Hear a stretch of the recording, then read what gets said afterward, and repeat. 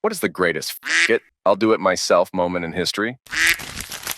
The man who invented the automatic switchboard, switchboards used to require a person to physically move a cable to connect the call, did so because his funeral home wasn't getting any customers. The lady operating the switchboard was the wife of his rival and was redirecting the calls to her husband. Instead of complaining to the phone company, which would have probably gotten her fired if they found sufficient evidence, he took matters into his own hands and made her entire job obsolete. Comment: My nan used to operate a switchboard in the UK, and I want to say the late 60s/early 70s, and has told us the story many times over of listening to Roger Moore's wife verbally abusing his agent, manager, or whoever it was, over trying to get him to make the move from film to TV. Nan and her coworkers used to be like, "It's Roger Moore's wife again," and they'd all listen in. In hindsight, it's probably not the most ethical use of a job. I strongly disliked a woman who had a technically redundant job in data entry. Extremely rude. I wrote a Python script that did her job for her and ran it over the files she worked on to my boss. She no longer had anything to do as she was fairly stupid and was fired a few months later. I made an Excel macro that automated a task that would normally take a few days and got it down to clicking 5 buttons. Could have been one, but that just tied the machine up far too long in one go. I used it for several years. Never told my boss it existed until I was promoted out of that position. At that point, I showed it to him.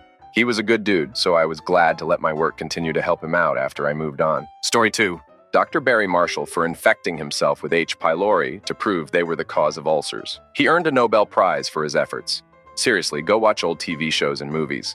There's always some guy chugging Pepto or mainlining ulcer medicine because they're 5 minutes past the deadline. Dr. Marshall killed the billion-dollar ulcer medicine industry. And my gratitude. For years, people told me I had to relax and calm down because that is what was causing my stomach pains. When my doctor tested me for H. pylori, I was off the charts. His words: a dose of antibiotics and a week to heal, and my problem was gone. Story 3. Famous writer Roald Dahl, Charlie and the Chocolate Factory, the BFG, James and the Giant Peach, etc., developed and patented a surgical device to treat children with traumatic brain injuries. Dahl had no medical training, he just did it. Dahl's 4-year-old son was injured in a car accident and developed dangerous pressure on his brain due to swelling. Surgeons installed a shunt in Dahl's son's skull to drain fluid and relieve pressure, but it kept clogging. There was no better solution on the market. So Dahl worked with a toy maker to design a new shunt that drained fluid without clogging. Dahl was able to patent the design, and it was subsequently used to treat thousands of children. Comment: As someone whose daughter had to have a shunt in due to developing hydrocephalus a few months after birth, she has mielomeningocele spina bifida, shunts are an absolutely crazy piece of medical technology to me. The fact somebody worked out that a tube draining cerebrospinal fluid from the brain to the abdomen was a perfectly reasonable solution is truly nuts. Story 4. In 1959, Dashrath Manji's wife died from injuries resulting from trying to cross the mountain to access the closest hospital. There was no road, so he, over the course of over 2 decades with a hammer and chisel, moved the F*** in a mountain. His country, India, made a postage stamp with the mad lad's face on it. Dude swore vengeance on a damn mountain and won. In 1959, Dashrath Manji's wife died from injuries resulting from trying to cross the mountain to access the closest hospital. There was no road, so he, over the course of over 2 decades with a hammer and chisel, moved the ducking mountain. His country, India, made a postage stamp with the mad lad's face on it. Dude swore vengeance on a damn mountain and won. Story 5. Dear Dr. Tracy Dixon Salazar, who went and got her PhD in neurobiology because her daughter was having seizures and nobody could tell her why this was happening and nobody could treat her daughter. She found a treatment when nobody else could. Incredible woman. Comment: Martine Rothblatt was similar. Her daughter had pulmonary hypertension, blood pressure so high it damages organs, for which there was no real treatment. So she developed one, and it's still used today. Amazing. A similar story is Sonia Valov. She is diagnosed with genetic prion disease. Basically, she has the gene and it can become active at any time, which causes rapid dementia and death within maybe a year. With this information, both her and her husband got PhDs and she now leads a team researching her disease. Absolutely metal. Story 6. A Wikipedia passage about the US soldier Audie Murphy at the Colmar Pocket in WW2. The Germans scored a direct hit on an M10 tank destroyer, setting it alight, forcing the crew to abandon it. Murphy ordered his men to retreat to positions in the woods, remaining alone at his post, shooting his M1 carbine and directing artillery fire via his field radio, while the Germans aimed fire directly at his position. Murphy mounted the abandoned, burning tank destroyer and began firing its .50 caliber machine gun at the advancing Germans, killing a squad crawling through a ditch towards him. For an hour, Murphy stood on the flaming tank destroyer, returning German fire from foot soldiers and advancing tanks, killing or wounding 50 Germans. He sustained a leg wound during his stand and stopped only after he ran out of ammunition. Murphy rejoined his men, disregarding his own injury, and led them back to repel the Germans. He insisted on remaining with his men while his wounds were treated. He was 19 years old when this occurred. Comment: missing a big piece of info here. The Browning .50 gun was pod-mounted on the tank destroyer. However, it had a limited field of fire from the mounted position, so Murphy at points picked it up and was hip-firing a freaking Browning .50 cal, which weighs 84 pounds, without ammo. Murphy was 5'5" and about 95 pounds. So on top of being atop a burning tank destroyer and being under heavy fire and getting wounded multiple times and calling in artillery barrages, the dude went straight Super Saiyan and was pulling off superhuman feats in the process. There's a reason why he's the most highly decorated soldier in US military history and why the dude died so young.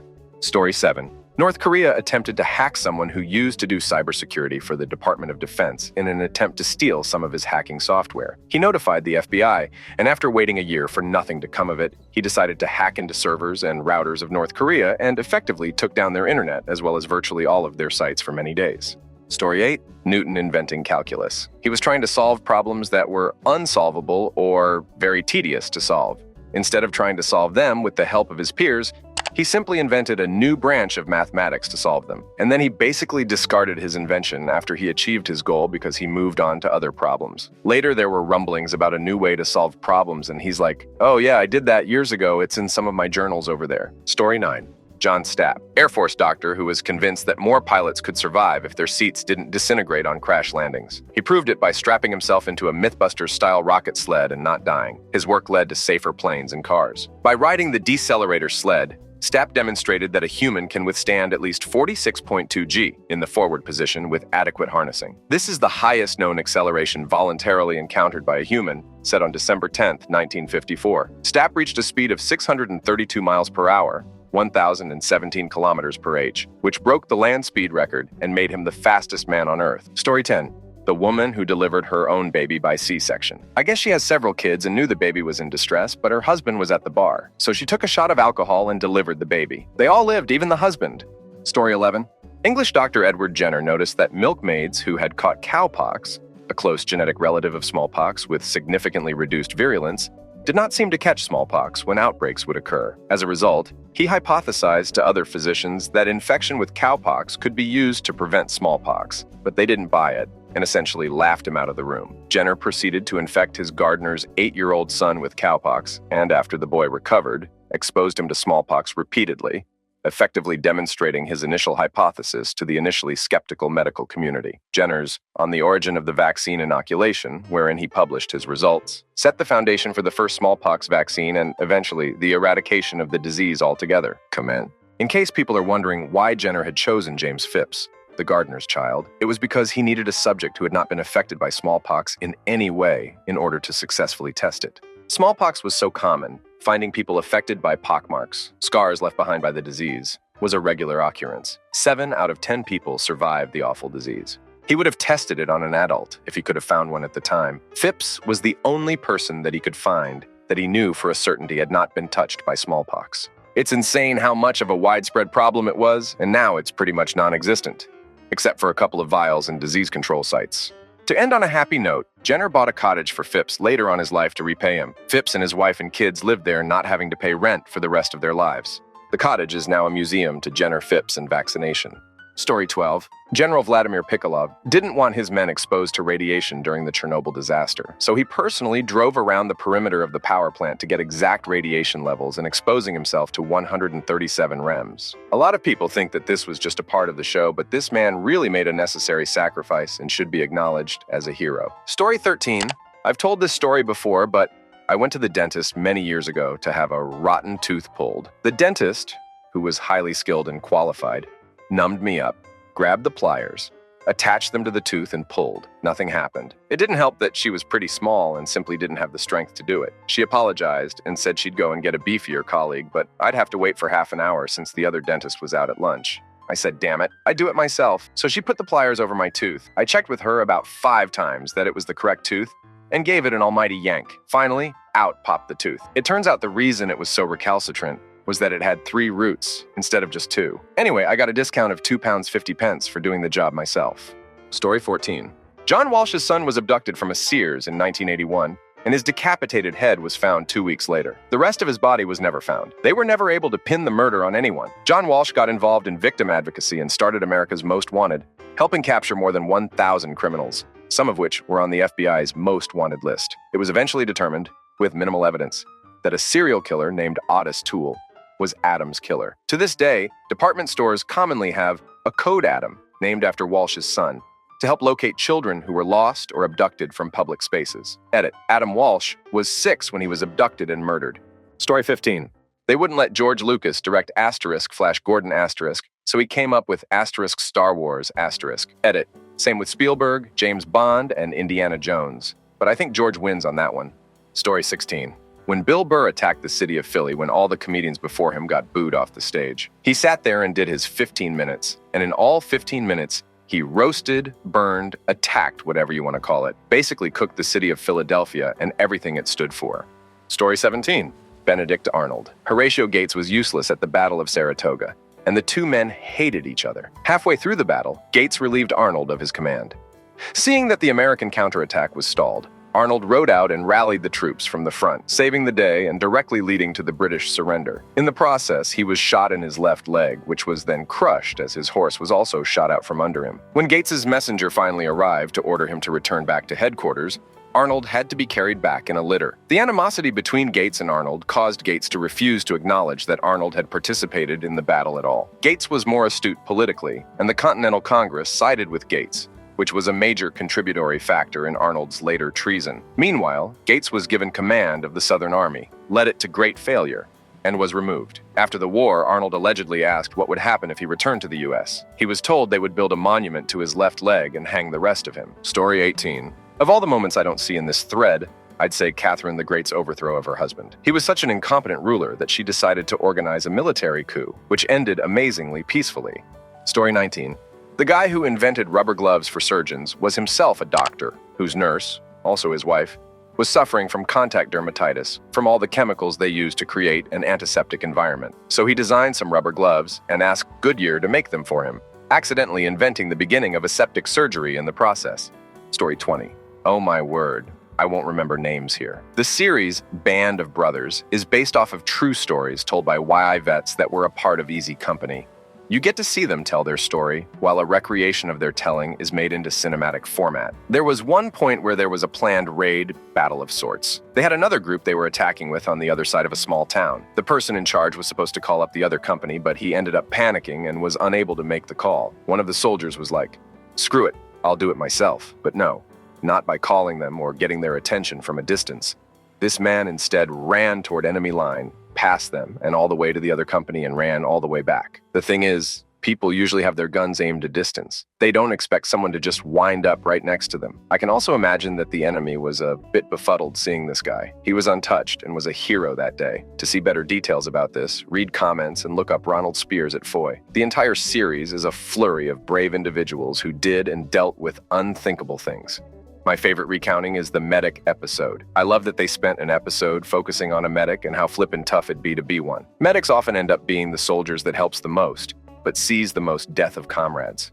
Story 21. Shuji Nakamura inventing the blue lead, basically. Making the blue lead was a hard problem, and only having red and green means we couldn't have the full spectrum of colors like we have for TVS today. Nakamura was tasked with this research, and through the journey, had people dismiss him for not having a PhD at the time and doubting him for pursuing a different method of lead manufacturing, which eventually did lead to success. He was also ordered to stop working on the problem by his company, but did it anyway. The linked Veritasium video explains it all perfectly and is worth the watch if you have the time. Story 22. Maybe not the greatest, but hilarious enough I'd put it fairly high. Lieutenant Spears' run through Foy and Band of Brothers is apparently true. Can't get orders to the other side of the city? Alright, let me just run right through the German-occupied town _ and back _ Story 23. Neil Armstrong going to manual control on the Apollo 11 lunar lander when he saw the computer was steering them towards a rocky landing site. Armstrong also saved Gemini 8 when he took manual control after an RCS malfunction left it rolling/pitching/yawing like crazy, and brought it back to a safe attitude to allow re-entry. Definitely wasn't just chance they talked him for Apollo 11. They wanted their best space pilot. Story 55. They wouldn't let George Lucas direct Flash Gordon, so he came up with Star Wars. Same with Spielberg, James Bond, and Indiana Jones.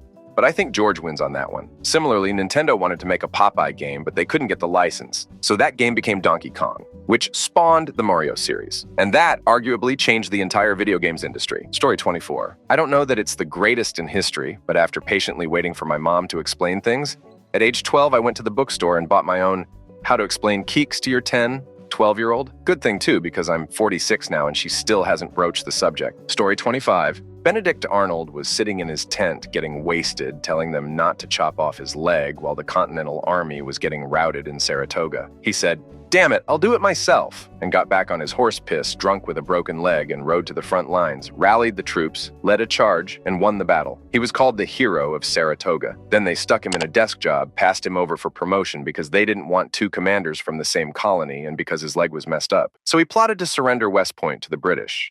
That guy, but also yeah, you can kind of see why he might have been upset. And for a while, at least, he was certainly the hero of Saratoga. Story 26.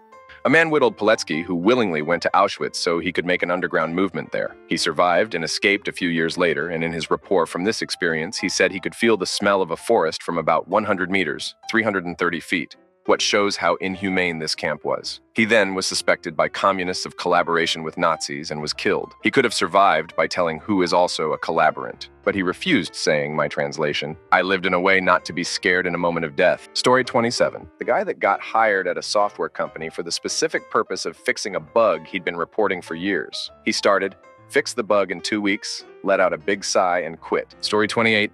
Betty White had a black man on her show that was a tap dancer. The people owned the channel were not happy he was on it and threatened to cancel her. So she said, damn it, and gave the guy more screen time every show, and her show was indeed canceled. But she went on a high, and the guy did not even know about it until recently. Story 29.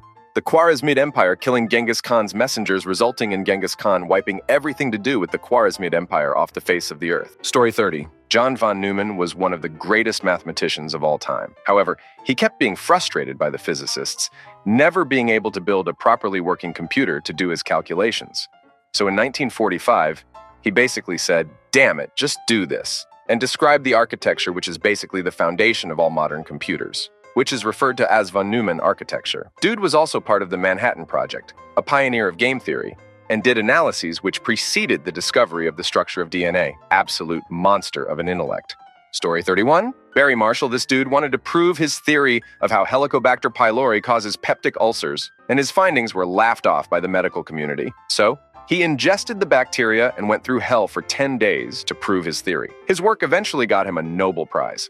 Story 32. Returning from his campaigns across the Indus River, Alexander the Great was marching towards home, sacking cities along the way, expanding his empire. One of the tribes, the Mali, pulled back into their walled city to concentrate their forces. They were strongly resisting along the walls, but Alexander was in the heart of the battle leading his troops. At one point, Alexander was on the wall, just he and his closest retainers, his shield bearers, and saw an opportunity to enter the city. He jumped from the wall, almost alone amongst the enemy, to press the attack. His troops hadn't advanced as far as he had, and weren't able to join him. Seeing his impetuous leap, his men panicked and stormed their ladders so quickly they broke, leaving him alone in an enemy stronghold fighting them off. His troops would eventually join him, but for a time was Alexander the Great and his shield-bearers' backs, against a tree holding off the forces of an entire city.